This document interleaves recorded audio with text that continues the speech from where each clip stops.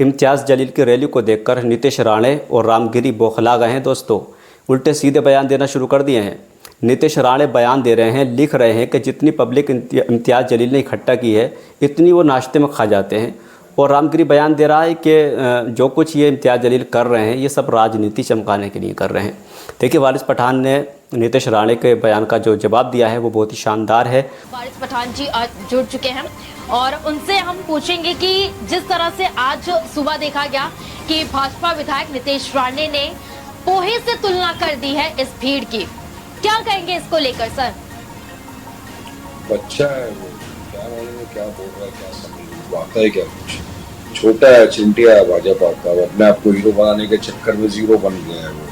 वो चाहता है किसी भी तरह लोग मेरा नाम ले और मुझे फेमस करे। नहीं होता। अभी देखो कितनी गंदी गंदी बात बोला बीच में। मस्जिद में जाएंगे, घुस घुस के मुसलमानों को मारेंगे, चुन चुन के मारेंगे। मैं तो बोला आ जा मस्जिद में, आएगा तो तू बेटा दो टांग के ऊपर, मगर जाएगा तो स्ट्रेचर पे।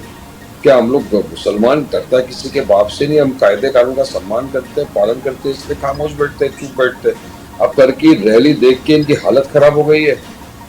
ये टेंशन में आ गए कि इतने सारे मुसलमान कैसे उतर गए। ऐतिहासिक रैली होगी महाराष्ट्र में, आज तक इतनी भारी संख्या के अंदर लोग नहीं उतरे। ये हमारे हुजूर मोहम्मद मुस्तफा सल्लल्लाहु अलैहि वसल्लम की शान में जो गुस्ताखी की थी रामगिरी ने, उसके खिलाफ लोग आए थे। ये हुजूर की मोहब्बत के अंदर आशिकान रसूल पूरे के पूरे उतर गए थे कल महाराष्ट्र की सरजमीन के ऊपर। और आपने कहा हजारों की संख्या में नहीं मैडम, लाखों की संख्या में लोग थे, हजारों की संख्या में तो गाड़ियां थी, मोटरसाइकिलें थी। और ये कामयाब रैली हुई हमारी। हमारा तो मानना था जो रामगिरी जिसने हमारे हुजूर मोहम्मद मुस्तफा सल्लल्लाहु अलैहि वसल्लम की शान में गुस्ताखी की, उसके खिलाफ इतना एफआईआर, उसको अरेस्ट नहीं करते। और वहाँ के चीफ मिनिस्टर शिंदे साहब बोलते हैं कि इसका बाल भी बाका नहीं होने देंगे।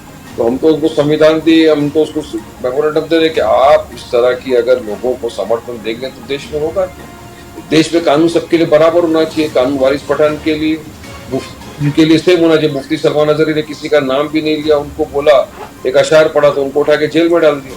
और रामगिरी ने अपने बयान से देश दुनिया के तमाम मुसलमानों के दिलों को आहट पहुंचाई, ठेस पहुंचाई, इमोशन को। उसको अरेस्ट नहीं करते हैं लोग। तो हम संविधान दे रहे कि कानून कायदे से राज्य चलेगा, सरकार की मनमर्जी से नहीं। उसके हुजूर के समर्थन में सब उतर गए जमीन के ऊपर लोग, तो इनको डर गए। इनका भी हमने अरेस्ट का मांगा है कि इसको भी अरेस्ट करो 24 घंटे के लिए। इसने बोला पुलिस हटा दो, सबको मार डालेंगे ना मुसलमानों को। अभी ये अल्फाज वारिस पठान बोलता तो मैं अब तक जेल में होता। ये तो हेट स्पीच है। सुप्रीम कोर्ट ने इसको हेट स्पीच करार किया है कि इस तरह की भाषण देने वालों को अंदर डालना चाहिए एफआईआर करके। सरकार उचित कदम नहीं उठाती। तो हमारी रैली यही सबको लेकर थी कि हम चाहते हैं कि इस तरह की जो बयानबाजी करते हैं, भड़काऊ भाषण, उनको उठा के सरकार जेल में डाले। ऐसे नफरती चिंटुओं की जगह खुली फिजा में नहीं है, सलाखों के पीछे। ये रैली का हमारा मंसूबा। और देखिए, खबरें जो सामने आ रही हैं, बताया जा रहा है कि 25 तारीख को असदुद्दीन ओवैसी के साथ और इम्तियाज जलील जो है एक बार फिर से मुंबई आने की तैयारी कर रहे हैं। क्या कहेंगे इसको लेकर सर कि क्या एक बार फिर से मुंबई आने की तैयारी हो रही है? कल तो देखिए हमने नहीं दिया मुलुंड टोल नाके से, तो अब एक बार फिर से ये तैयारी की जाएगी। कल जो था हमको थाना तक रुका क्योंकि बहुत संख्या में पूरे महाराष्ट्र के लोग आ गए थे। किसी पॉलिटिकल पार्टी के नहीं, तमाम तंजीम, तमाम पॉलिटिकल पार्टी से एफिलिएटेड लोग, ये सब आशिक रसूल जो थे वो सब आ गए थे कल। और अभी जो 25 तारीख को जो हमारी सभा है, ये तो एक सभा है जो हमने जोगेश्वरी में रखी हुई है। उसके लिए असद साहब तो पहले से हमने अनाउंस किया था कि हमारी सभा है। सभा तो पॉलिटिकल पार्टी रखती है ना, हालात हाजरा के ऊपर, प्रेजेंट डे के ऊपर हमने सभा रखी जिसमें ओवैसी साहब आके खिताब करेंगे। अब कल कितने बजे आएंगे उसको पता चल जाएगा। और सर, अगर महाराज जिस तरह से आप लगातार मांग कर रहे हैं, हालांकि देखा गया कि आप लोगों ने 4 मांगे की है कि नीतीश राणे जो है उनके खिलाफ कार्रवाई की जाए और बाबा रामगिरी महाराज जो है उनके खिलाफ भी कार्रवाई की जाए। साथ ही साथ जो ऐसे हेट स्पीच देते हैं और किसी धर्म को लेकर ऐसे विवादित बयान देते हैं, उनके खिलाफ कार्रवाई होनी चाहिए। लेकिन आप क्या कहेंगे कि अगर महाराष्ट्र सरकार ने कोई कदम नहीं उठाया तो आप लोगों का अगला कदम क्या होगा? इससे बड़ी रैली निकालेगी। इससे बड़ी अगर सरकार ने कदम नहीं उठाई तो मेरा ये मानना है कि संविधान ने इजाजत दिया है, अगर आप सरकार की किसी नीति से नाखुश हो तो आप प्रोटेस्ट कर सकते हो। संविधान के दायरे मेरे कर आए, हम सब चले गए, कुछ नहीं हुआ, प्यार मोहब्बत से आए।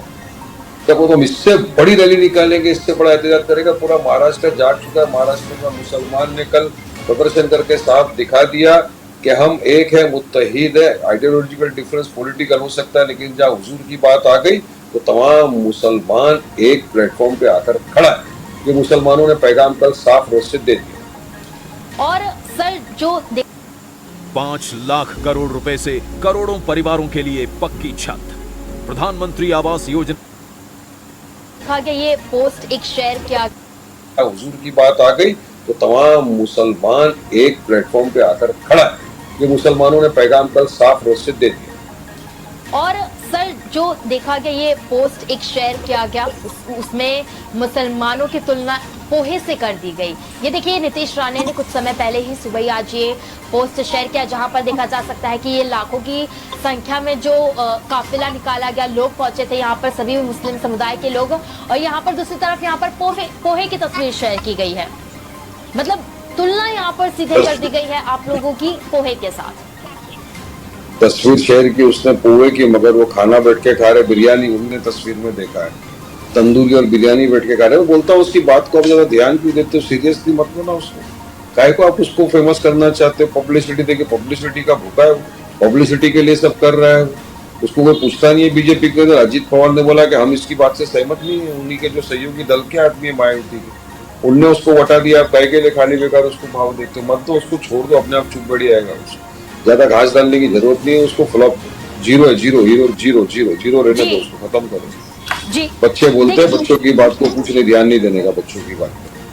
सर अभी आप ये बात कह रहे हैं कि हेट स्पीच को लेकर देखा गया है कई बार आपकी पार्टी के भी जो बड़े नेता हैं उनकी तरफ से भी हेट स्पीच दिया गया है।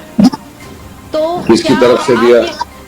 सर आपने भी जरूर सुना होगा अकबरुद्दीन ओवैसी, उनकी तरफ। अरे वो अरे सुनो, आपको क्या मालूम है अकबरुद्दीन ओवैसी ने जो स्पीच दिया था उसके बारे में? क्या वो आपको नहीं मालूम? वो स्पीच देने के बाद अकबर भाई वहाँ पे इलाज कर रहे थे लंदन में, आधे इलाज में से आ गए, हिंदुस्तान में सरेंडर किया अपने आप को। 40-42 दिन जेल में रहे, फिर बेल पे आए, 10 साल केस चला, अदालत ने उनको बाइज्जत बरी किया। डाल दो इनको जेल में, चलो रखो इनको 45 दिन, चलो हम चाहते हैं इनको भी डालो जेल में, रखो इनको जेल में 45 दिन। इंसाफ होना चाहिए ना, संविधान जो बताता है इक्वालिटी। अगर इनको नहीं पकड़ते, प्रॉब्लम तो ये है ना, खाली मुसलमानों के खिलाफ ही कानून बने क्या सब? इनको खुली फिजाओं में छोड़ दिया कि जाओ मुसलमानों के खिलाफ अनाप शनाप। अरे महाराष्ट्र में चुनाव आ रहे हैं ना मैडम, महाराष्ट्र में चुनाव आ रहे हैं, बीजेपी सारे मुद्दों पे फेल हो गई है। डेवलपमेंट विकास का इनको कुछ पता नहीं है, लोग सवाल कर रहे हैं, इनको सवाल के जवाब नहीं है। तो अभी आगे ऐसी ओछी हरकत पे कि मुसलमान को टारगेट करो, गाली को अपनी सियासत तो चमकाओ। आपको लग रहा है कि भाजपा की ये सोचे समझे साजिश है, जानबूझ के बिल्कुल 100% वैसे हेट स्पीच की बारिशें शुरू हो जाती है, इस तरह से हिंदू मुसलमान की राजनीति शुरू कर दी जाती है। जी बिल्कुल, भाजपा और आरएसएस महाराष्ट्र चुनाव के पहले, मैं तो बोल रहा हूँ कि महाराष्ट्र में दंगा कराने की साजिश कर रहे लोग, सांप्रदायिक तनाव भड़काने की कोशिश कर रहे हैं हर रीत से। इसलिए रामगिरी को छोड़ा, नीतीश को छोड़ा, सबको छोड़ते जा रहे हैं। ये इनकी साजिश है चुनाव के पहले पोलराइज करना, क्योंकि डेवलपमेंट विकास पे फेल हो गए, लोगों का ध्यान भटकाना है, तो क्या बोलेंगे, इसलिए इनको भेज दिया। ठीक है मैडम, शुक्रिया बहुत बहुत।